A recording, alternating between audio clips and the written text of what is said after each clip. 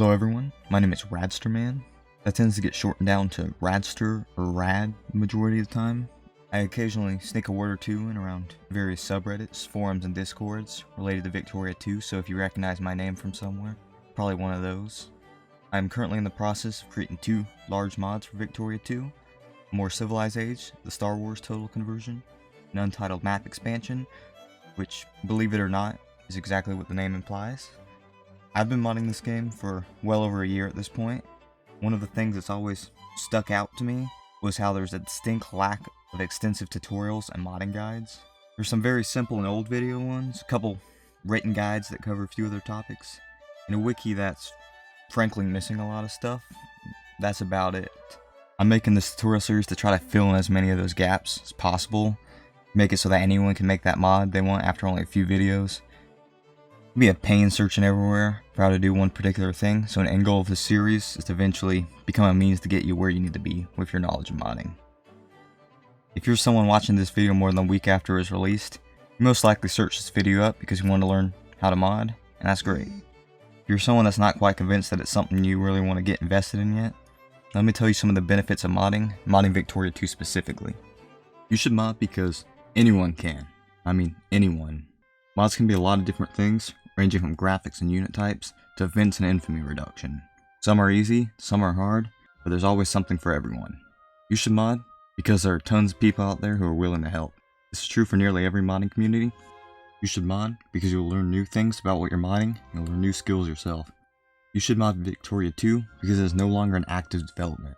This means less worrying about compatibility patches, more time adding new stuff to your mod.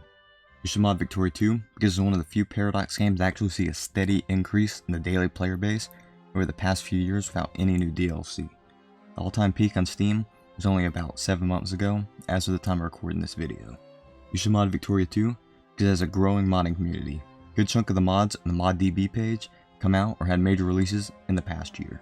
For the purposes of this tutorial series, I will be splitting mods and modding concepts up into 4 categories based on their difficulty to make and how involved the process is for each. Those categories being beginner, intermediate, advanced, and expert. Beginner level modding will revolve mostly around simple edits to 1 or 2 files that still have the potential to drastically alter the game. This will also include the introduction to scopes, conditions, flags, and all of the other fun stuff that is utilized for events and decisions.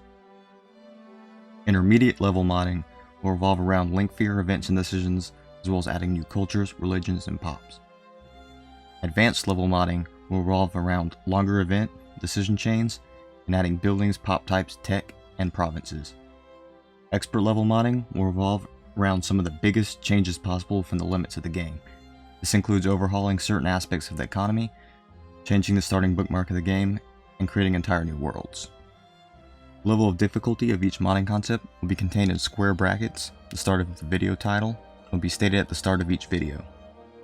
Each video will be divided into a few parts. There will be a brief introduction to the concept and what it entails, which will then be followed by a list of the steps to accomplish it and what files are involved.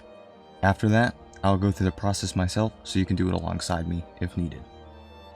I have found over the years that these tend to be my favorite types of tutorials personally. It's just really helpful to have an alternative if needed. And in continuing the spirit of making this series as accessible as possible, I'll be creating the English subtitles myself for use through YouTube's closed caption system. If you're able or willing to translate to other languages, please let me know down in the comment section. If there are any specific topics you would like for me to cover, or there were any persistent audio-video issues, please also let me know about that. In the next video, I plan to cover mod installation, the tools you need to mod, creating your first mod. Thanks for watching.